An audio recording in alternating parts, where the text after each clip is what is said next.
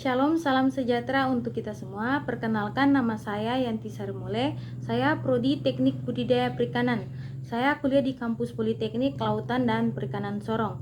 NIT 19303-056. Di sini saya akan menjelaskan mengenai tugas, praktikum, dan UAS. Mata kuliah ikan hias. Bisnis ikan hias Mas Koki atau Ryukin. Nah, selanjutnya saya akan menjelaskan mengenai bisnis ikan hias Mas Koki. Nah, berikutnya untuk pendahuluan, latar belakang ikan mas termasuk salah satu ikan komoditas di sektor kelautan dan perikanan. Ikan air tawar yang terus berkembang pesat. Dia berkembang pesat waktu ke waktu. Ikan ini banyak disukai masyarakat. Rasa dagingnya enak dan gurih. Kandungan proteinnya pun cukup tinggi jika ditinjau dari aspek pasar. Permintaan ikan mas cenderung meningkat. Dia cenderung meningkat dari tahun ke tahun. Peningkatan ini terutama di kota-kota besar seperti Jakarta, Surabaya, Bandung, dan beberapa kota besar lainnya di Indonesia. Nah, teman-teman, yang seperti yang ada pada gambar ini, itu adalah ikan mas. Ikan mas ini memang terkenal dengan keindahan. Dia terkenal dengan keindahan seperti sirip dan warnanya. Bila sering melihat ikan mas koki dengan sirip yang sangat besar, itu adalah jenis ikan mas Ryukin. Tak tanggung-tanggung besarnya, bisa 2 kali lipat dari badannya. Jenis ini memiliki banyak variasi. Dia memiliki banyak variasi warna, namun sering memiliki warna merah terang. Nah, teman-teman, di sini saya akan menjelaskan asal-usul dan kehidupan ikan mas koki Ryukin dan kehidupan di alam. Nah, pemeliharaan ikan mas ini dimulai di Tiongkok kuno sejak ribuan tahun. Dia berkembang sejak ribuan tahun. Lalu beberapa ikan spesies ikan mas secara umum dikenal sebagai ikan mas Asia. Mulai didomestikasi, dipelihara sebagai sumber pangan melalui aquaculture. Secara alami di alam ikan-ikan ini dia berwarna kelabu atau perak. Akan tetapi beberapa jenis memiliki kecenderungan untuk mengalami mutasi warna. Dia mengalami mutasi warna, menghasilkan warna merah, warna jingga atau kuning. Fenomena ini pertama kali dicatat pada periode dinasti. Nah, berikutnya ikan mas koki Ryukin.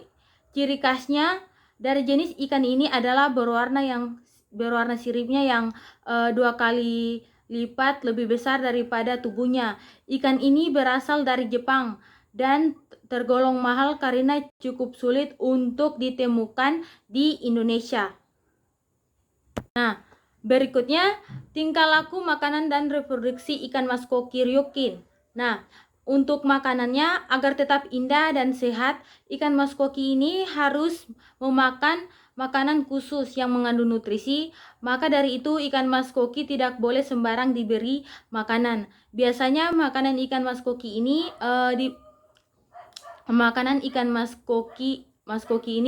adalah pelet. Dia adalah pelet yang terkandung campuran daging dan tumbuhan. Pembagian waktu makan pun harus teratur. Setiap harinya jangan diberi makanan secara berlebihan. Sebagai pelet yang tersisa akan menjadi bakteri atau penyakit. Nah, berikutnya reproduksi ikan mas koki Ryukin. Ini menurut beberapa pembenih ikan mas koki, ikan mas koki ini memiliki siklus pemijahan yang sampai 2 bulan. Dapat memijah sebanyak 5 kali dalam setahun. dia memijah sebanyak 5 kali dalam setahun. Frekuensi pemijahannya ikan mas ini adalah koki ini relatif lama dibandingkan dengan ikan yang lainnya.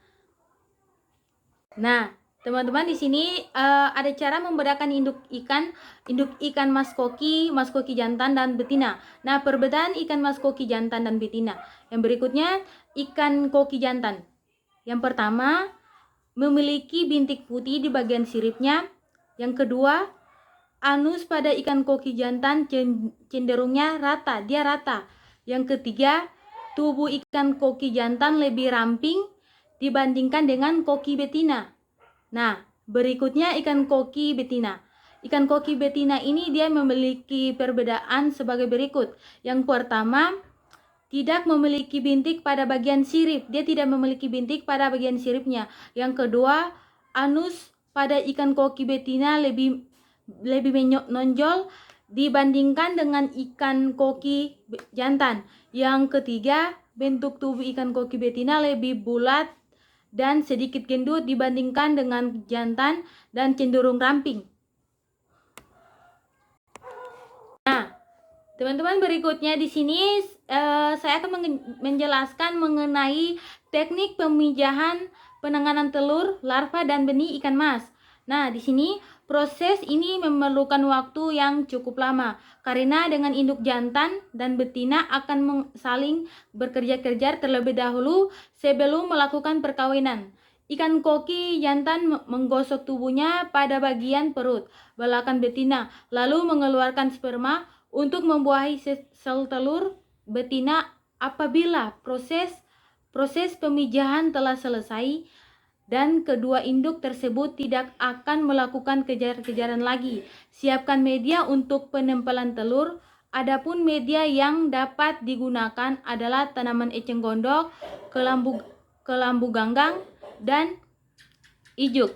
Biasanya dilakukan ikan mas dapat menghasilkan 3.000 sampai 5.000 telur. Dipisahkan induk dari telur-telur yang telah dikeluarkan karena induk dapat memakan telur-telur jika sedang lapar. Usahakan saat proses pemindahan ini telur-telurnya tidak terkenal sinar matahari langsung atau hujan karena dapat merusak telur dan mengakibatkan gagalnya menjadi benih ikan mas. Di sini untuk penanganan telur, larva, dan benih ikan mas. Nah, setelah telur ikan mas menetas, larva dipindahkan ke hafa. Pemeliharaan larva yang langsung menetas akan menyerap nutrisi dari telur sebagai makanannya setelah 2 sampai 5 hari. Larva akan menjadi makanan di perairan. Pada saat itulah larva perlu diberi pakan tambahan. Nah, untuk prospek bisnis ikan mas koki ini, mas koki merupakan ikan hias populer dan paling banyak diminati untuk dipajang dalam kolam kaca atau akuarium. Para penggiat ikan mas koki ini mulai dari pembudidaya, reseller, supplier, dan eksportir yang terhimpun dalam komunitas mas ikan koki ini. Indonesia rutin mengadakan kegiatan untuk mempopulerkan sekaligus mengenalkan peluang ikan tersebut. Nah, untuk keuntungan sebesarnya teman-teman bisa lihat di sini. Ini adalah keuntungan dari bisnis ikan mas koki. Nah, bulan strategi pemasarannya dijalankan meliputi segmentasi pasar yang yaitu hobi ikan mas koki di semua kalangan. Nah, teman-teman, di sini stok induknya yang dia itu didapatkan di mana saja. Nah, saya akan menjelaskannya. Nah, di sini usaha budidaya ikan mas koki ini tetap prospektif.